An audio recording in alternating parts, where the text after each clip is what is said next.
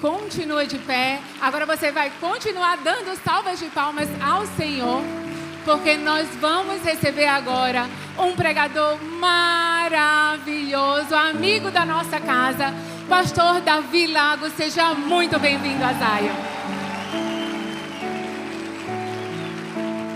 Louvado seja Deus, glória a Deus. Abra suas mãos, vamos clamar mais uma vez, ó Deus. Pedimos, fala conosco através da Tua palavra, Senhor. Que o nosso coração seja terra boa e a semente do Evangelho frutifique em cada lar, em cada vida, em cada casamento. Fica conosco, Pai. Dá-nos a sabedoria necessária para essa virada de semestre. Ó Deus, já colocamos os nossos próximos meses no Teu altar. Ó Pai, que seja uma manhã abençoada e de direcionamento através da Tua palavra. Nós oramos em nome de Jesus. Amém e amém. Pode se assentar, meu querido irmão, minha querida irmã. Eu te convido, vamos juntos abrir a palavra na carta de Tiago. Tiago, capítulo 4. Nós vamos ler juntos do verso 13 ao verso 17. Carta de Tiago, capítulo 4, do verso 13 ao verso 17. Que alegria estarmos juntos essa manhã. Estivemos no culto agora às 8, uma grande bênção, agora às 11. Louvado seja Deus por tudo que tem acontecido aqui na Zion. Que Deus abençoe o bispo Theo, pastora Júnior, amém, queridos? Onde estiverem agora, e no nome deles toda a família Zion, amém, queridos? Toda a família. Que bênção estarmos juntos, pastor Seite, Denis, o Paulinho, a equipe, Rômulo, que alegria, meu irmão, estarmos juntos de novo. Estou com a minha família aqui, com a Natália e com a Maria, estão intercedendo ali, e é sempre uma alegria. Nós somos uma família em Cristo Jesus, somos uma família em Cristo Jesus. Eu quero ler então esse texto tão bonito que diz assim, Tiago 4, verso 13, ouçam agora vocês que dizem, hoje ou amanhã, iremos para esta ou aquela cidade, passaremos um ano ali, faremos negócios e ganharemos dinheiro. Vocês nem sabem o que lhes acontecerá amanhã, que é a sua vida. Vocês são como a neblina, que aparece por um pouco de tempo e depois se dissipa. Ao invés disso, deveriam dizer, se o Senhor quiser, viveremos e faremos isto ou aquilo. Agora, porém, vocês se vangloriam das suas pretensões. Toda vanglória como essa é maligna. Pensem nisto, pois quem sabe que deve fazer o bem e não o faz, comete pecado. Que a palavra frutifique em nosso coração, em nome de Jesus. Amém, queridos? Então, não desperdice a sua única vida. Não desperdice os seus dias. Não desperdice os seus dias. Esse texto da carta de Tiago apresenta uma pergunta fundamental, uma pergunta basilar. Ela aparece aqui no verso 14. Que é a sua vida? O que é a vida, afinal? O que é a vida?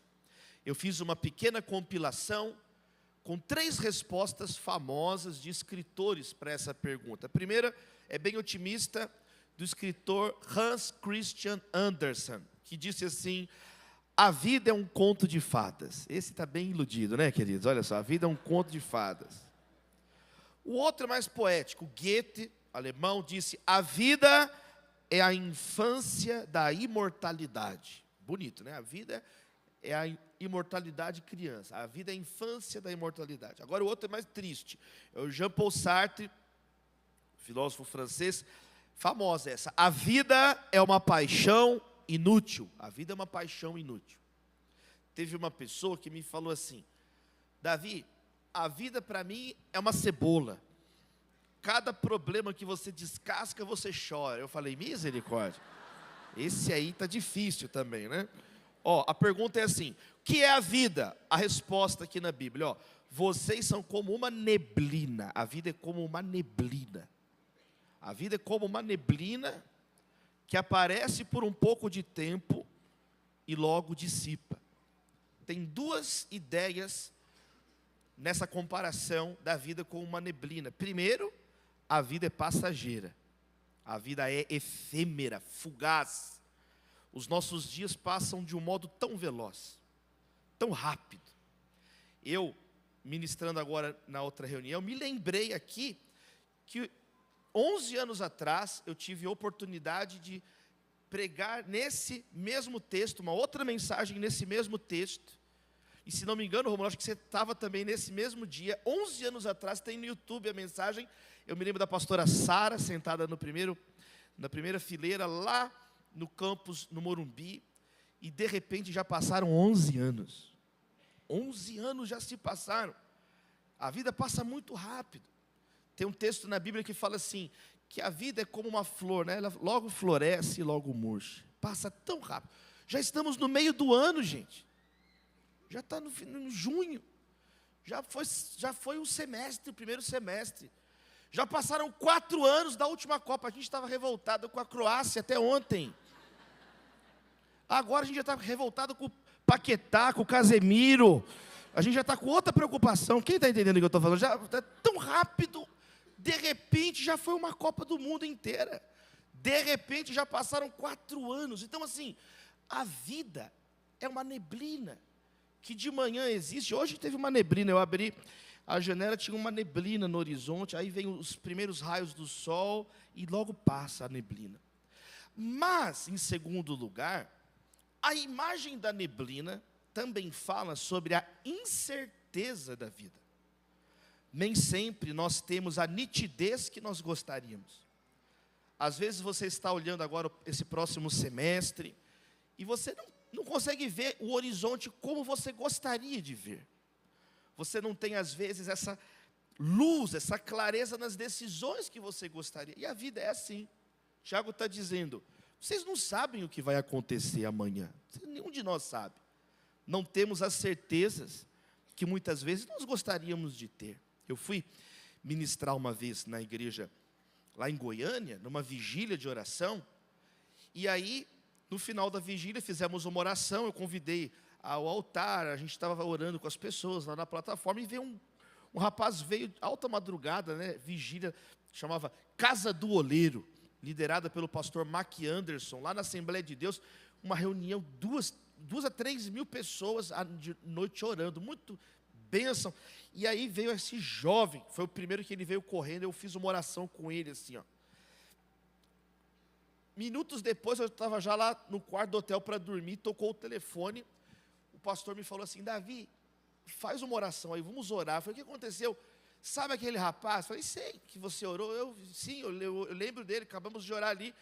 Ele foi executado chegando na casa dele, saiu da igreja, ele estava jurado pelo tráfico de drogas, ele foi executado minutos depois de sair da igreja. Imagina a situação, eu nem dormi mais aquela noite. Como assim? É uma coisa assim, sabe assim, você sentir a vida esvaindo literalmente, e Tiago está nos lembrando disso. Nenhum de nós aqui, pode garantir que vai abrir os olhos amanhã na segunda-feira. Nós não temos essa certeza absoluta, nós não temos. O texto está nos lembrando justamente isso. A vida passa rápido e a vida é incerta. Nós não temos as certezas que gostaríamos de ter. Então, Tiago vai nos lembrar. Se a vida passa tão rápido e é tão incerta, o que vale a pena é viver uma vida bonita para a glória de Deus. Não vale a pena viver uma vida desorganizada, de qualquer maneira. Não vale a pena viver uma vida cheia de orgulho e de arrogância. E não vale a pena viver uma vida omissa, que você não faz o bem que sabe que deve fazer. Quem quer viver uma vida bonita para a glória de Deus? Esse é um texto que fala sobre a santidade da organização da vida. A santidade de planejar a vida à luz da palavra. A santidade passa pela nossa agenda, amém, queridos? A santidade passa pelo modo que nós vamos investir o nosso tempo, os nossos recursos, como seremos mordomos de tudo aquilo que Deus tem colocado na nossa vida. Então esse é um texto que eu gosto muito, é um texto que eu sempre volto a esse texto, especialmente período do meu aniversário, período de virada de ano, virada de semestre, toda vez que tem que fazer um planejamento, esses momentos estratégicos na vida, quem ama a palavra de Deus, amém? Escute isso, a palavra de Deus não é uma teoria, ela é poder para uma nova vida. Tiago é uma carta extremamente prática, extremamente prática. O modo que Tiago escreve é muito parecido com o modo que Jesus fala, com o modo que Jesus aparece discursando nos evangelhos. Por que será, hein? Tiago é irmão de Jesus. Esse Tiago, autor da carta, é o irmão de Jesus, filho de José e Maria. Não é nenhum dos dois Tiagos dentre os 12 apóstolos. Não é Tiago, irmão do apóstolo João, filho de Boanerges, o filho do trovão. Também não é Tiago, filho de Alfeu, também chamado de Tiago menor. Não é nenhum desses Tiagos. É Tiago, filho de José e Maria, que fala de um modo muito parecido com o Sermão do Monte. Parece até um eco do Sermão do Monte. O modo que Tiago escreve parece com Jesus falando um modo assertivo. Ele fala de temas práticos da vida. A Bíblia é prática. Ele fala de ter paciência. Tem que ter muita paciência para morar em São Paulo, amém, queridos? Trânsito, fila, e pessoas irritantes. Ele fala de ter paciência. Ele fala sobre o uso da língua, saber falar, saber postar coisas, saber digitar, saber tuitar. Ele fala sobre isso. O que sai da tua boca? O que sai dos teus... Quais são as palavras que saem de você? E ele vai falando... E aqui ele está falando de organizar a vida, de planejar a vida. Eu quero planejar minha vida conforme a palavra de Deus. Amém, queridos? Eu quero planejar minha vida conforme a palavra de Deus. Então vamos lá. Ele coloca pelo menos 3 orientações. 3 orientações para uma vida que vale a pena. Para uma vida que não é desperdiçada. E a primeira, verso 13. Ouçam agora vocês que dizem: hoje ou amanhã iremos para essa ou aquela cidade, passaremos o ano ali, faremos negócios, ganharemos dinheiro. Não. Ao invés disso, verso 15, vocês têm que dizer: se o Senhor quiser, eu vou fazer isso ou aquilo. Número 1, planeje sua vida a partir de Deus. Planeje a sua vida a partir do Senhor. O texto não diz se Deus quiser, se o Senhor quiser. É até interessante esse detalhe. Tiago enfatiza o senhorio de Cristo na nossa vida. Quem é o dono do seu tempo? É o Senhor Jesus. É o nosso Deus, Ele é o Senhor, Ele é o dono da nossa vida. Então, planejar a vida a partir de Deus. O errado não é fazer planos, o errado é fazer planos sem Deus. Planos orgulhosos, planos estúpidos, planos pecaminosos, motivações impuras. E Tiago está nos lembrando, olha, não tem problema eu falar, eu vou viajar, eu vou mudar de cidade, eu vou ganhar dinheiro. O problema não é esse, o problema é quando não tem a bênção de Deus. Olha que lindo o texto de Provérbios 16, verso 3. Fala sobre consagrar planos a Deus. Eu oro em nome de Jesus por um semestre novo consagrado na sua vida. Abençoado, planos abençoados. Olha que bonito. Entregue ao Senhor tudo que você faz e os seus planos serão estabelecidos. Às vezes você passou metade desse ano, a sua vida, seus planos não dão em nada.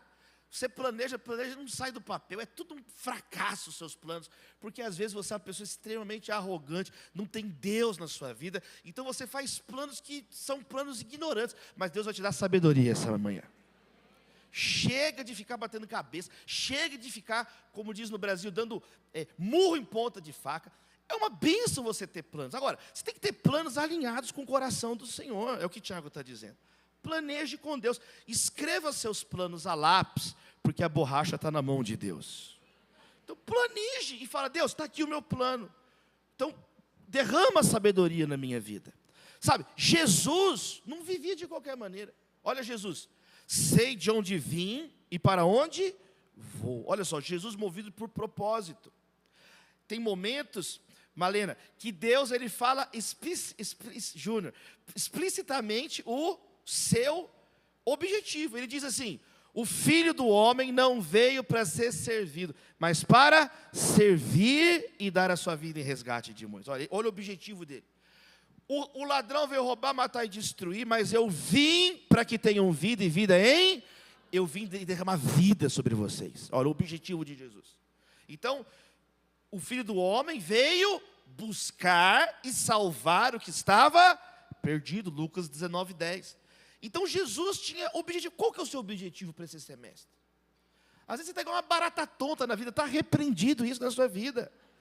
Uma pessoa sem rumo, uma pessoa, qualquer coisa que fala fica emocionado. Não, você tem que ser uma pessoa, não viva como um pagão. Não viva, o que tem para hoje? Isso não é o que a Bíblia ensina. Viva uma vida organizada à luz da palavra de Deus. Paulo diz assim, eu não luto como um maluco lutando com o vento. Eu não esmurro o ar, ele diz. Eu não corro sem direção. Eu tenho um alvo, e o meu alvo é Cristo. Quem você quer ser?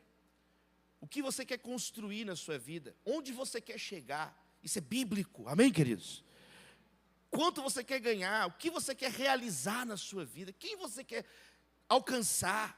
Então, quais são os seus objetivos? Jesus, ele fala, o que queres que eu te faça? A pergunta de Jesus. O que está no teu coração?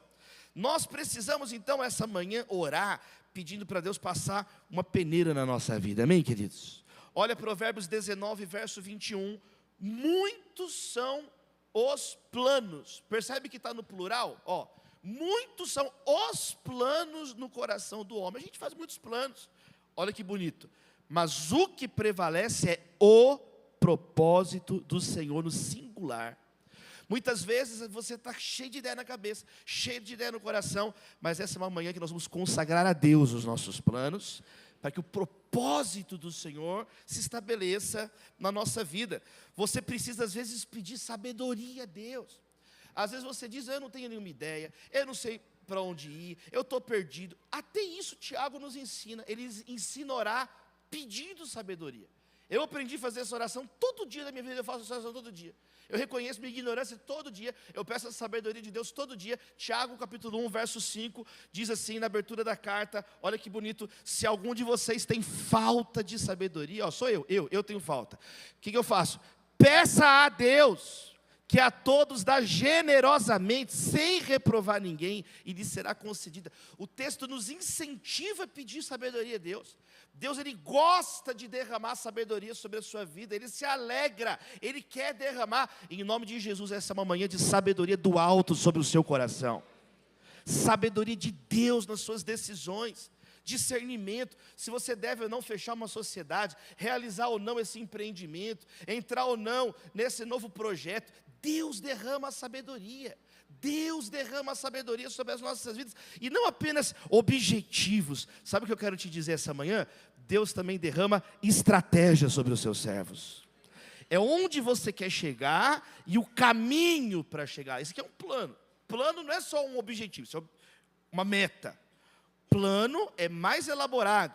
Jesus fala assim, quem quer construir uma torre, primeiro assenta e calcula o preço. Então isso é um projeto. O objetivo, construir uma torre. Agora tem que calcular o preço, tem que ter um caminho para chegar lá.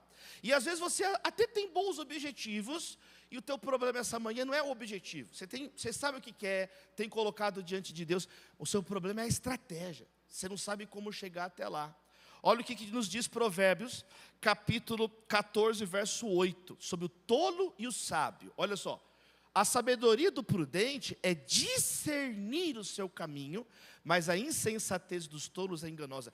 O texto está dizendo que o sábio, ele vai ver o caminho que ele vai trilhar primeiro. Ele não vai sair a esmo. Quem está entendendo? Amém, queridos? Teve uma moça que queria muito trabalhar numa multinacional. E ela orou e tudo mais.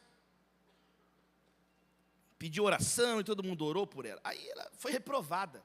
Na primeira entrevista deu tudo errado. Ela chegou toda triste. Pastor, eu estou muito triste. O que aconteceu? Deu tudo errado, eu não fui aprovado. Eu falei, deixa eu ver o seu currículo. Aí peguei o currículo da moça. Primeira linha, nome dela. Segunda linha, e-mail, gatinhamimosa@hotmail.com. Eu falei, você foi reprovada na segunda linha do seu currículo.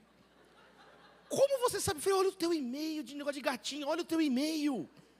Isso aqui não é e-mail profissional. Isso daqui é alta concorrência. Qual credibilidade você passa no negócio de gatinho? Isso aí é para outro tipo de emprego. Isso aqui é para coisa de criatividade, é para coisa de marketing, design, engraçadinho. Você trabalhar numa multinacional é coisa formal. Quem está entendendo? É nome, Paulinho, ponto, sobrenome. Você tem que ser uma pessoa que passa credibilidade. Então não adianta, eu tenho um bom objetivo, eu orei. Sim, mas a palavra manda você ter planos. Manda você planejar a vida, consagrar a Deus o seu plano. Qual que é o seu plano? Tem gente querendo as coisas tudo pronta. Tem gente que, não é isso que a Bíblia nos ensina. Tiago está dizendo, você precisa planejar, escreve o seu plano. Um outro jovem, eu pastoreei jovens muitos anos lá em Belo Horizonte, muitos anos, a gente incentivava muito, projeto Fé Inteligente e tudo mais, teve a mesma coisa, o menino também não foi aprovado, esse daí deu muita raiva, estava tudo certo, era só ele tomar banho e ir, ele não tomou. Ele chegou, sério, ele trabalhava com atendimento ao cliente, ele foi desarrumado para a entrevista. Ora pelos pastores, porque pastor sofre também. Eu não estou acreditando. Ele chegou, pastor, eu fui reprovado. Mas como você foi reprovado? Era impossível. Era só se arrumar. Pastor, não deu tempo de me arrumar.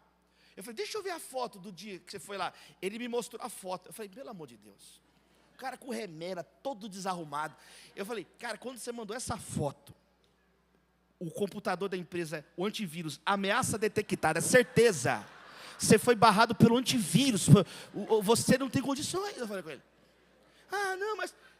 A Bíblia nos ensina a ter uma vida planejada. Quem recebe essa palavra? Amém, queridos? Você não pode ser essa pessoa. Vai fazendo de qualquer maneira. Primeira oração, abre assim sua mão. Vamos pedir sabedoria. Deus, derrama sabedoria sobre as nossas vidas.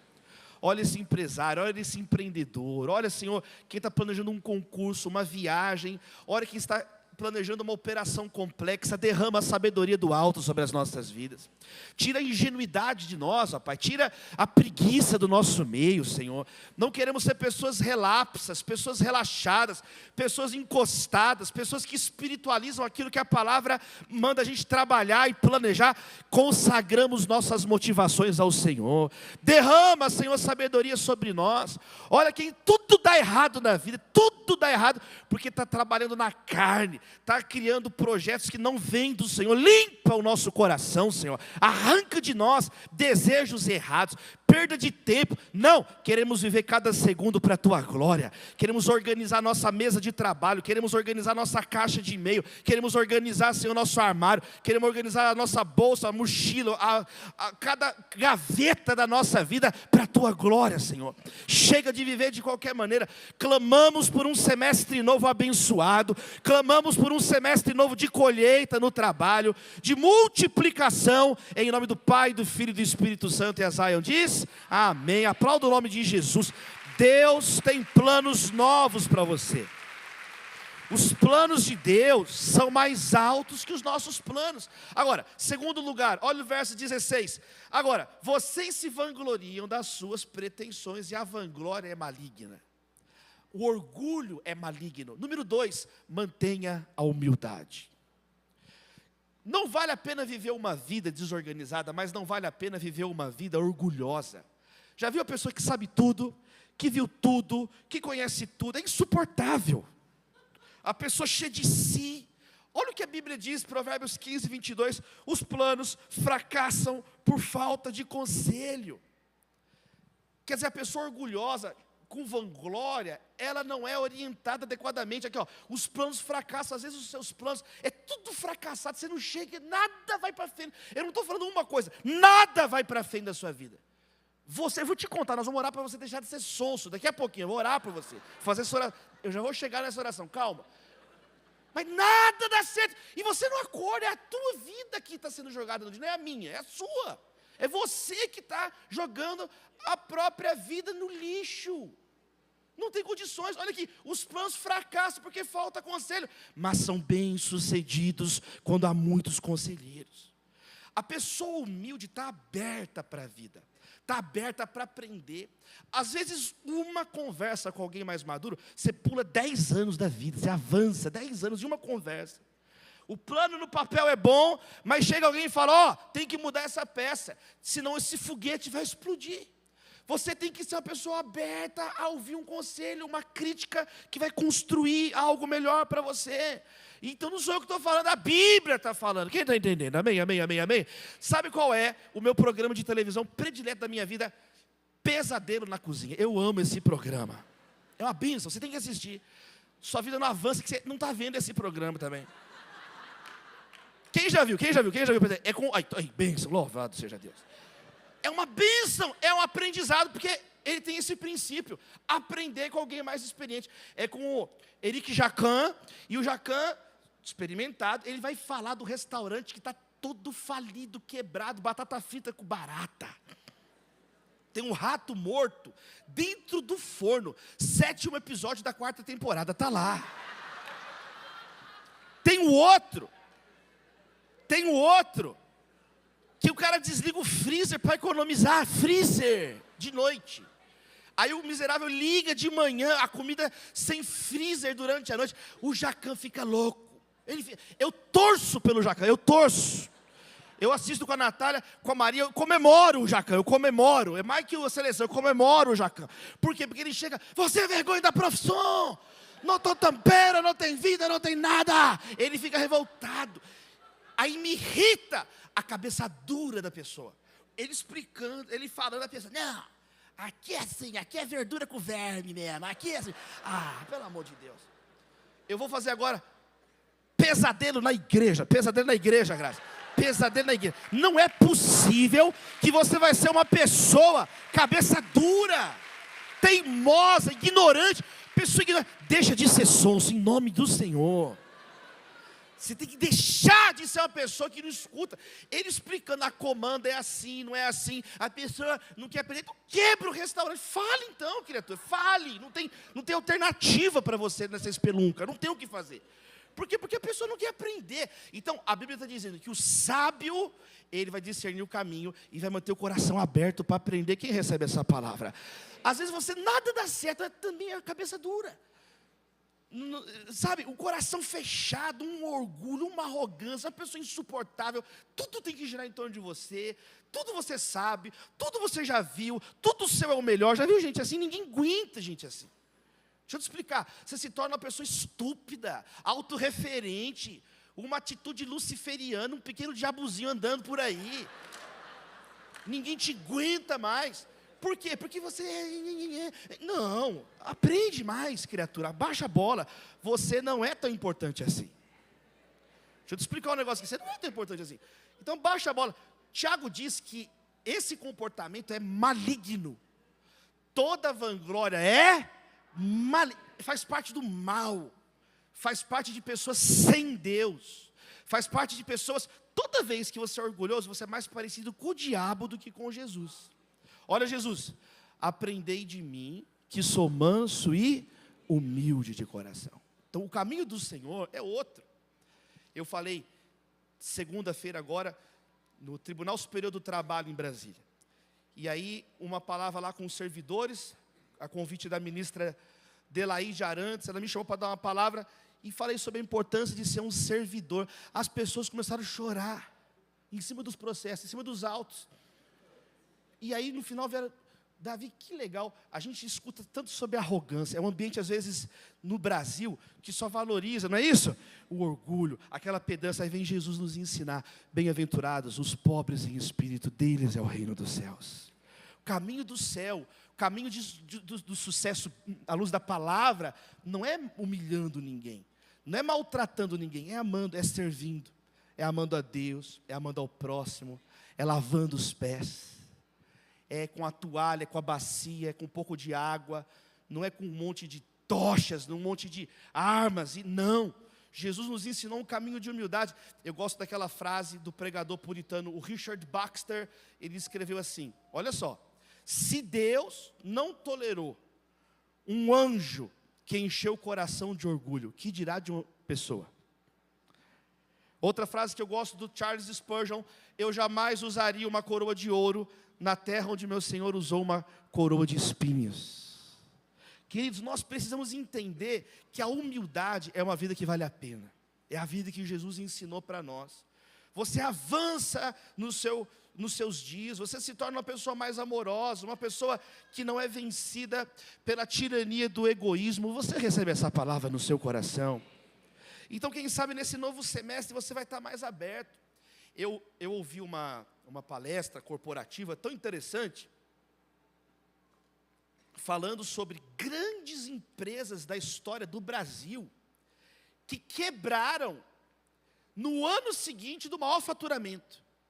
Quebraram, quer dizer, foi o maior faturamento, quer dizer, o ano seguinte faliram, nem existem mais. Várias.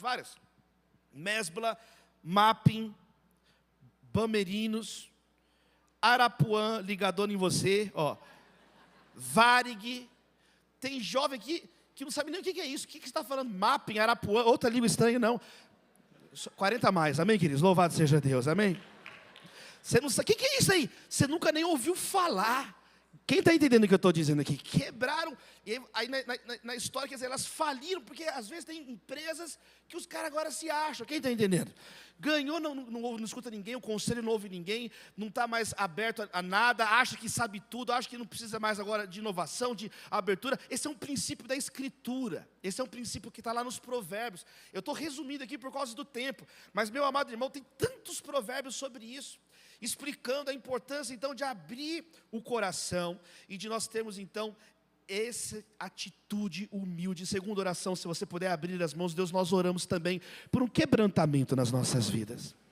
Não queremos ser essas pessoas de dura cerviz, de o coração fechado, ouvidos, ó Deus, com coceira, que a gente não consegue ouvir alguém falar conosco, um apavoramento para sair do culto, um desespero de não ouvir a Tua palavra.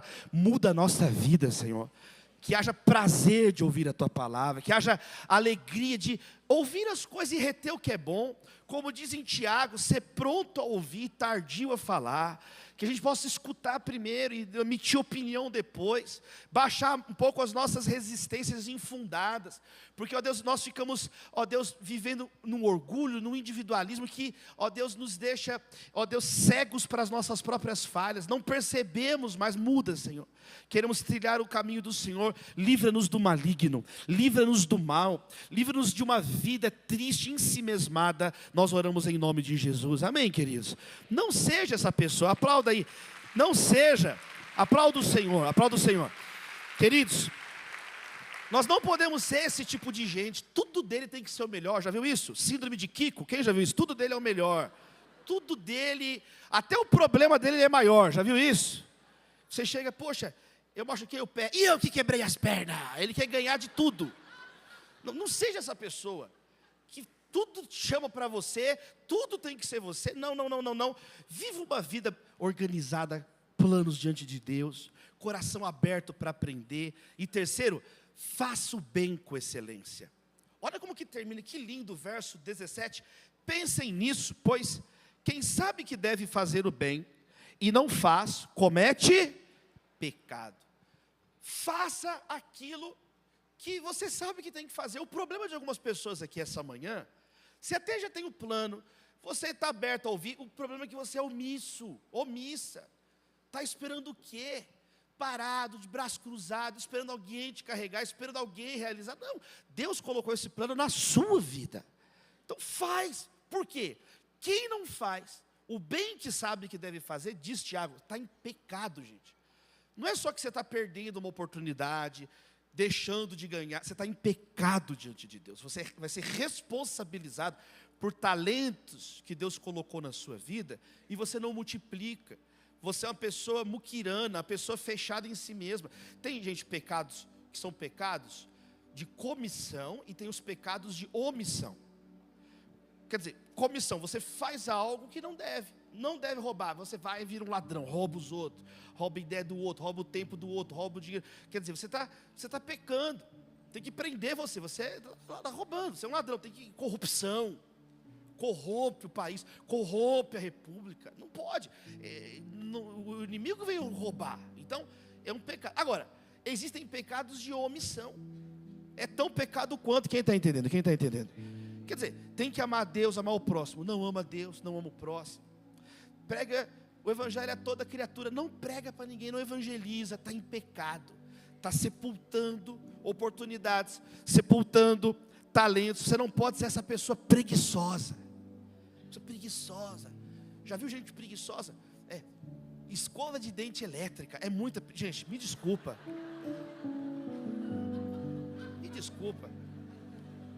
Pessoa preguiçosa, tem mais preguiça que o cara que inventou a bandeira do Japão. Pensa um negócio desse.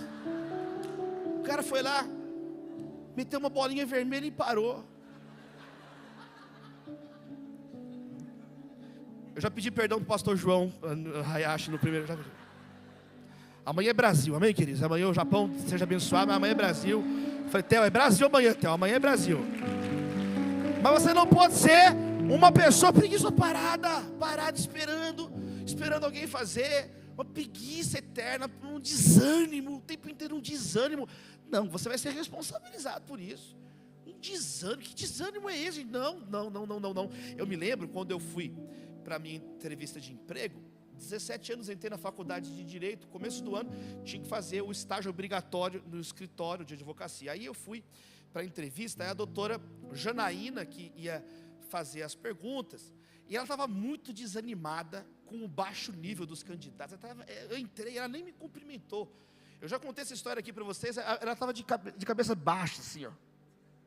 Aí eu sentei na frente dela, ela não falou bom dia, não falou nada. Ela pegou e falou assim, rapaz, você acredita que o último candidato que sentou aí, ele não sabia me responder o que é um protocolo? Só que eu, gente, não tinha a menor ideia do que era um protocolo. Eu nunca ouvi na minha vida essa expressão. Eu não tinha noção do que era protocolo. Aí eu estou lá parado, eu falei assim, protocolo. Protocolo. Eu falei, doutora, quem não sabe o que é um protocolo? Eu falei, eu não sei, mas eu aprendo, doutora, eu aprendo. Ela falou, tá aí, eu gostei de você. Você é ignorante igual os outros, mas é esforçado, pelo menos está contratado. Eu fui contratado. Eu estou te falando, eu vou orar por você, para você deixar de ser sonso. Quem recebe essa palavra? Amém. Não dá para você ser uma pessoa sonsa, parada. Eu descendo do avião, essa semana descendo. Gente, todo mundo tem que descer do ônibusinho do aeroporto de Congonhas. Você desce, a pessoa parada na vida, todo mundo olhando para trás. Infeliz anda, é para frente a vida. Depois você sai da frente, tem que sair o olho. Sabe a pessoa sonsa? Parada, contemplando. Tem hora de contemplar, mas tem hora de executar. Tem hora de trabalhar. Então não vem com desculpa não, porque tem muita gente preguiçosa, mas muita gente preguiçosa. Às vezes tem muitos banquetes, mas falta apetite. Falta apetite. E Tiago está dizendo, faço bem. Amanhã, gente que procrastina, adiando. Eu estou terminando um livro sobre procrastinação. Tenho um dia sem reclamar, um dia sem odiar, agora é um dia sem adiar. Porque tem gente que adia. Olha Provérbios 27, verso 1. Provérbios 27, verso 1 diz, não se gabe do dia de amanhã, pois você não sabe o que este ou aquele dia poderá trazer. Hoje é dia da salvação na sua vida. Hoje é dia de trabalhar, hoje é dia de orar, hoje é dia de consagrar os planos a Deus. Para de adiar, que enrolação é essa? Não é possível, não faz nada, não tira nada do papel. Não, tem coisa que não dá para falar, tem coisa que eu posso falar. Gente, esse ano eu já lancei 3 livros, louvado seja Deus. Você não consegue fazer um texto, você pede para o ChatGPT, você está endemoniado, pelo amor de Deus. 3 livros e uma tese, eu estou terminando, hoje eu vou terminar minha tese, se Deus quiser, querendo Deus, hoje eu termino para depositar terça-feira. Então assim, não é possível que você fique enrolando, é uma enrolação, sua vida é uma enrolação. Inspirou aquele filme Enrolados, é uma coisa que não sai, não, você tem que ser uma pessoa que fala assim, Deus, me abençoa, Senhor, eu quero executar o que o Senhor está colocando na minha vida, Senhor, me dá essa força. Provérbios 22, verso 29, é um dos meus textos prediletos da Bíblia. Aliás, 2 textos que eu falei, né? Tiago 1, 5 e o outro é esse, Provérbios 22, 29. Olha isso aqui, esse aqui é o princípio bíblico da excelência. Diz assim, você já observou alguém habilidoso em seu trabalho? Não é bom ver o Messi jogar? É ou não é bom? Não dá, é muito bom. Ver alguém que é bom no que faz, qualquer área, olha aqui, você já observou alguém habilidoso no trabalho? Ele se apresentará diante de reis e não se apresentará diante de gente desconhecida. Olha que interessante. A excelência honra a Deus, abençoa as pessoas e promove a sua vida. Todos ganham quando você é excelente. Todos ganham quando você multiplica o talento na sua vida. Deus é exaltado. Claro, você mostra a sua fé, não só falando da boca para fora, você mostra a sua fé com atitudes, com consistência no curso do tempo. Aí você mostra a sua fé, o seu caráter, quem é você. Então Deus é exaltado. As pessoas vão ou não vão ser abençoadas com um trabalho feito com excelência? Vão. do que um trabalho relaxado, esculachado, serviço porco, de qualquer maneira. Não, você vai entregar um trabalho bem feito. Quer dizer, a pessoa vai... E você é promovido. Os habilidosos vão crescendo na vida. É um princípio geral, claro. O mundo jaz no maligno. Eclesiastes vai dizer que nem sempre o mais veloz vai vencer a corrida, por causa das injustiças. Nem sempre o sábio vai ter o que comer, porque o mundo jaz no maligno. Mas nós estamos aqui para ser um lampejo da glória de Deus, para mostrar, Jesus foi isso. A pessoa disse assim lá no Evangelho de João: Ele faz tudo muito bem, até o mudo falar e o surdo ouvir. Jesus, né, Ele é um exemplo do zelo. O zelo pela tua casa me consome. Maldito o que faz a obra do Senhor relaxadamente, de qualquer maneira. Então não seja essa pessoa encostada, essa pessoa que vive o tempo inteiro reclamando. Não, tenha mais senso de humor também. Às vezes essa pessoa é muito perturbada, muito chata, não dá uma risada o tempo inteiro, sabe? Não.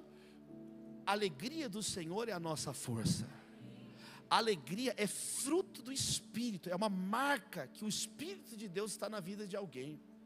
Às vezes você se torna uma pessoa sem senso de humor, muito bitolada, não dá uma risada. Por isso que você é uma pessoa chata, ninguém gosta de ficar perto de eu. Estou te explicando isso aqui.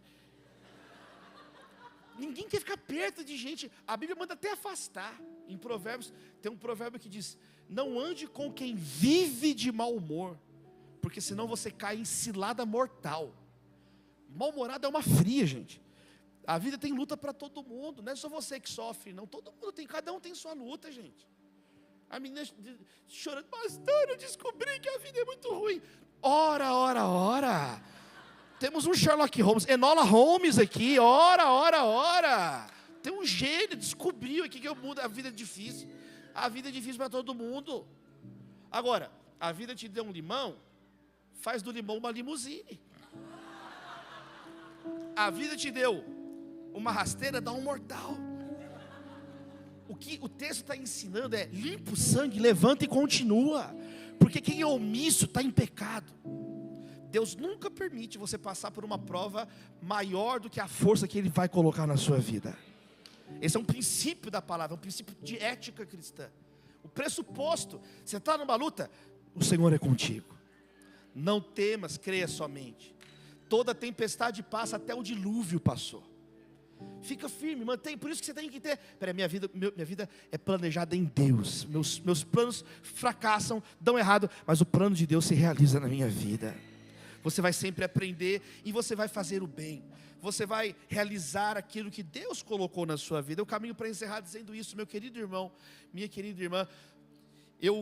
Depois que eu trabalhei lá no escritório, né, de direito, eu fui para o juizado de relações de consumo, de pequenas causas, né, em Belo Horizonte. E aí trabalhava com a juíza, a gente era conciliador, tinha que resolver o problema do liquidificador quebrado, ver o problema, e resolvia, que é mais barato resolver assim do que a justiça, é mais caro do que o valor da causa. Então eu chegava para o meu turno, e quando eu chegava no meu turno, muitas vezes a mesa da juíza estava toda suja, resto de farelo de biscoito, café melando a mesa, copo de plástico. Aí aquilo me incomodava, e eu pegava: não, vou limpar isso aqui. Quem quer viver com excelência? Amém? Viver com excelência é fazer não só o que te pede, é o que deve ser feito. Fazer o que deve ser feito. Isso é um princípio espiritual para a sua vida. E eu limpava aquilo. Ia lá na material de limpeza, pegava o que fosse necessário e eu limpava. Chegava lá e eu limpava. Um dia, outro conciliador chegou cedo e me viu limpando as coisas. Eu estava lá limpando a imundícia. Ele chegou, ele teve um surto. Ele ficou assim: não, querido, não. Ele ficou repetindo: não, está no nosso contrato. Não está no nosso contrato. Eu falei: o que você está falando? Não, Davi, não, isso está errado. Isso daí você não tem que limpar. Nós não somos pagos para ficar limpando. Não. Eu falei: não você, peraí. Eu falei: cara, o que tem que limpar? Eu falei: isso aqui. Eu falei: se minha mãe souber que eu fico parado aqui, e não limpo a mesa da juíza, minha mãe me deserda. Você não tem mãe? Não, a minha mãe me deserda. Se ela souber, se passar pela cabeça da dona Esmeralda, que eu fiquei parado aqui, igual um panguá aqui, e não limpei a mesa da juíza. Não, outra coisa, nós não fazemos tudo, não é só por causa de contrato, não. A gente tem que fazer o que Deus requer de nós. Já evangelizei o cara todo. Porque Deus conhece o seu coração. Quem está entendendo? Quem está entendendo? Deus conhece o seu coração. A velha história, a anedota famosíssima de Michelangelo na Capela Sistina, está pintando no canto escuro da capela um monte de detalhes, horas concentrado no detalhe. Aí diz que chegou o supervisor da obra: Michelangelo, sai daí, ninguém vê aí nem tem luz, ninguém vê. Aí Michelangelo teria respondido: mas Deus verá. Deus está vendo o que eu estou fazendo. Dizem que ele pintou, o Michelangelo pintou esse supervisor no inferno, que tem o juízo final, é real, pesquisa que é verdade. Depois ele se vingou, ainda colocou o cara no inferno. Louvado seja Deus. Não tem condição. Então Deus verá, Deus está vendo, Deus conhece o nosso coração, Deus conhece o seu coração, e a gente faz as coisas para Ele. Antes de fazer pelo trabalho, antes de fazer o que está no contrato, antes de fazer para a mãe, para o pai, é para Jesus. A nossa vida é para Ele. Essa é a vida que vale a pena. Você encontra sentido mesmo nos momentos difíceis. Mesmo onde ninguém encontra sentido, em Cristo tem um novo sentido. Existem estudos, gente. Tem um livro chamado Cristianismo à Prova. A autora chama Rebeca, não me lembro de cor agora o sobrenome dela. É um livro da editora Thomas Nelson. O capítulo 1 tem uma pesquisa acadêmica que mostra a saúde mental dos profissionais da limpeza nos hospitais, crentes e não crentes. A saúde mental dos profissionais de limpeza, que é pesado, doenças, materiais de risco de vida, risco de ser contaminado, é difícil, não é um trabalho fácil. Aí tem a pesquisa: as pessoas sem Deus, sem vida de oração, sem espiritualidade ativa, tristes, deprimidas. As pessoas que têm fé em Deus, alegres no trabalho, felizes, distribuindo saúde mental. Eu estou distribuindo saúde. Como assim? Porque elas encontram propósito mesmo nos trabalhos mais arriscados na face da terra. E aí tem essa pesquisa tão bonito. Quer dizer, não é uma teoria, isso aqui é poder para uma nova vida. O Evangelho pode transformar. Aplauda o Senhor Jesus, Ele vive e reina. Que Deus abençoe o seu semestre, que Deus abençoe o seu ano, que Deus abençoe a sua vida, que a sua família seja bendita, que o seu casamento seja abençoado. Viva uma vida bonita para Deus. Que é a vida? A vida é Cristo Jesus. Está escrito em 1 João 5,12: quem tem o Filho tem a vida. Ele disse: eu sou a ressurreição e a vida, eu sou o caminho, a verdade e Ele é a nossa vida. Que você tenha o aroma de Cristo na sua vida, cada segundo dos seus dias para a glória de Deus, cada linha do seu calendário para a glória do Senhor, cada fibra da sua energia, tudo para a glória de Cristo Jesus. Viva uma vida bonita para a glória dele. De que adianta correr se você está no caminho errado? De que adianta se esforçar se você está num caminho de perdição? Não. Deus, nós oramos, fica de pé no seu lugar, 1 minuto de louvor. Nós oramos por cada família aqui representada. Enche-nos com teu Santo Espírito. Queremos viver uma vida bonita para a tua glória, uma vida de serviço, uma vida de amor a Deus, amor ao próximo. Não queremos viver uma vida desorganizada. Derruba os ídolos dos nossos corações. Cristo seja entronizado em nossa vida. Ele é o Senhor da nossa vida. Derrama sabedoria sobre os objetivos, derrama sabedoria sobre os negócios que serão fechados, sobre, ó Deus, os projetos financeiros, projetos sociais, projetos de relacionamentos. Ó Deus, derrama a sabedoria, tira o orgulho de nós, quebranta nosso coração. Não queremos ser pessoas estúpidas, pessoas de nariz empinado, não. Queremos seguir os passos de Jesus, amar, servir. A revolução da toalha, a revolução da bacia, a revolução da água, lavar os pés, ó Deus, com tanto carinho, que possamos ser bondosos, misericordiosos. e que possamos, ó Deus, fazer o bem com excelência. Chega de omissão, chega de procurar culpados, chega de inventar desculpas. Sempre tem uma desculpa pronta, sempre tem uma reclamação. Chega, queremos ser adoradores. Adore o Senhor, adore o Senhor. 1 minuto de louvor, 1 minuto de louvor, exalte. Enquanto você louva, você é fortalecido. Enquanto você pede, o Pai derrama o Espírito sobre você. Cante, cante, cante.